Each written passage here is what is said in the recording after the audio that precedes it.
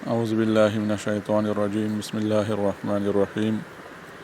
آج ہم فضائل اعمال میں حکایت صحابہ سے پیج نمبر 14 باب اول میں سے آج جو واقعہ پڑھیں گے وہ ہے صلح حدیبیہ اور ابو جندل رضی اللہ اور ابو بصیر رضی اللہ کا قصہ، جو تیسرے نمبر پہ قصہ ہے۔ اس میں ہے کہ سن 6 ہجری میں حضور اقدس صلی اللہ علیہ وآلہ وسلم عمرہ کے ارادے سے مکہ تشریف لے جا رہے تھے۔ کفار مکہ کو اس کی خبر ہوئی اور وہ اس خبر کو اپنی ذلت سمجھے، اس لیے مزاحمت کی اور حدیبیہ میں آپ صلی اللہ علیہ وسلم کو روکنا پڑا۔ جان نثار صحابہ رضی اللہ ساتھ تھے جو حضور صلی اللہ علیہ وسلم پر جان قربان کرنا فخر سمجھتے تھے۔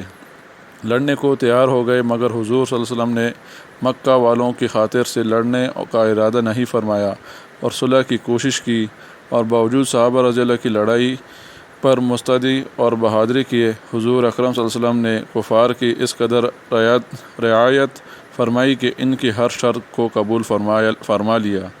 صحابہ رضی اللہ کو اس طرح دب کر صلح کرنا بہت ہی ناگوار تھا، مگر حضور صلی اللہ علیہ وسلم کے ارشاد کے سامنے کیا ہو سکتا تھا کہ جان نثار تھے اور فرمان بردار، اس لیے حضرت عمر رضی اللہ جیسے بہادروں کو بھی دبنا پڑا۔ صلح میں شرطیں طے ہوئی۔ ان شرطوں میں ایک یہ شرط بھی تھی کہ کافروں میں سے جو شخص اسلام لائے اور ہجرت کرے مسلمان اس کو مکہ واپس کر دے، اور مسلمانوں میں سے خدا نخواستہ اگر کوئی شخص مرتد ہو کر چلا آئے تو وہ واپس نہ کیا جائے۔ یہ صلح نامہ ابھی تک پورا لکھا بھی نہیں گیا تھا کہ حضرت ابو جندل رضی اللہ ایک صحابی تھے جو اسلام لانے کی وجہ سے طرح طرح کی تکلیفیں برداشت کر رہے تھے اور زنجیروں میں بندھے ہوئے تھے۔ اسی حالت میں گرتے پڑتے مسلمانوں کے لشکر میں اس امید پر پہنچے کہ ان لوگوں کی حمایت میں جا کر اس مصیبت سے چھٹکارا پاؤں گا۔ ان کے باپ سہیل نے، جو اس صلح نامے میں کفار کی طرف سے وکیل تھے اور اس وقت تک مسلمان نہیں ہوئے تھے، فتح مکہ میں مسلمان ہوئے۔ انہوں نے صاحبزادہ کی تماشے مارے اور واپس لے جانے پر اصرار کیا۔ حضور صلی اللہ علیہ وسلم نے ارشاد فرمایا کہ ابھی صلح نامہ مرتب بھی نہیں ہوا، اس لیے ابھی پابندی کس بات کی؟ مگر انہوں نے اصرار کیا۔ پھر حضور صلی اللہ علیہ وسلم نے فرمایا کہ ایک آدمی مجھے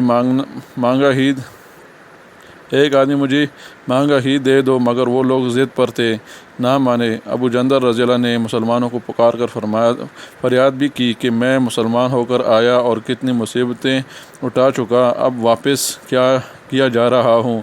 اس وقت مسلمانوں کی دلوں پر جو گزری ہی ہوگی اللہ ہی کو معلوم ہے، مگر حضور صلی اللہ علیہ وسلم کے ارشاد سے واپس ہوئے۔ حضور صلی اللہ علیہ وسلم نے تسلی فرمائی اور صبر کرنے کا حکم دیا اور فرمایا کہ ان قریب جو حق تعالی شانہ تمہارے لیے راستے نکالیں گے۔ صلح نامہ کے مکمل ہو جانے کے بعد ایک دوسرے صحابی ابو بصیر رضی اللہ بھی مسلمان ہو کر مدینہ منورہ پہنچے۔ کفار نے ان کو واپس ملانے کے لیے 2 آدمی بھیجے۔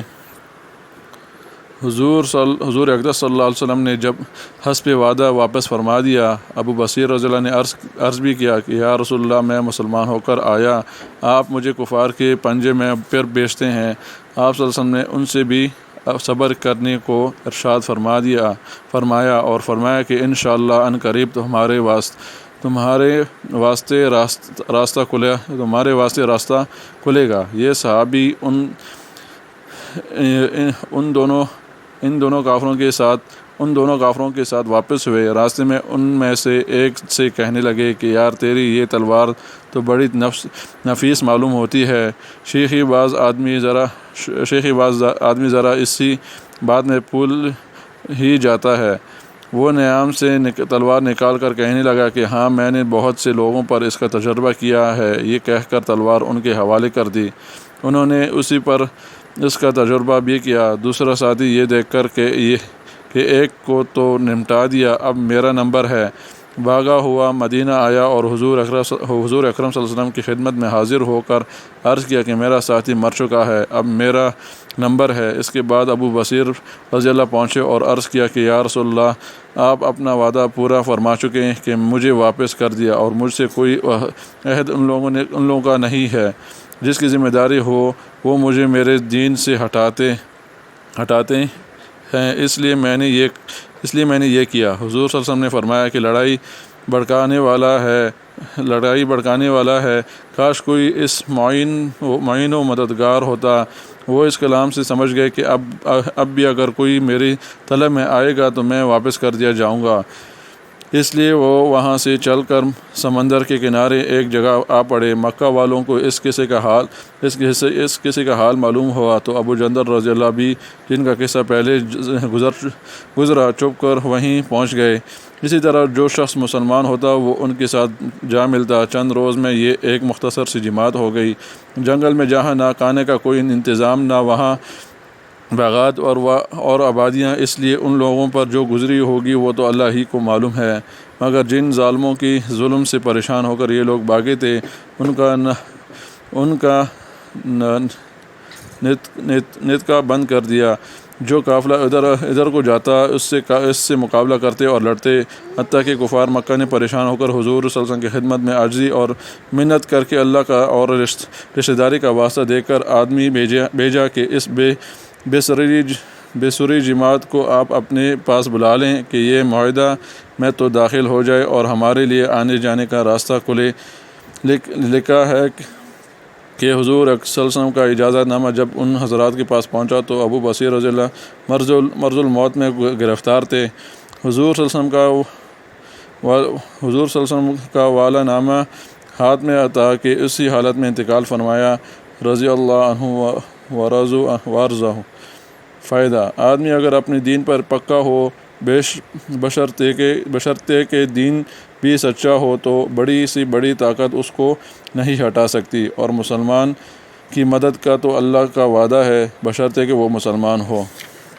بس میرے بھائیو دوستو، جو کچھ پڑھا سنا اللہ تعالیٰ اس پر عمل کرنے کی توفیق عطا فرمائے۔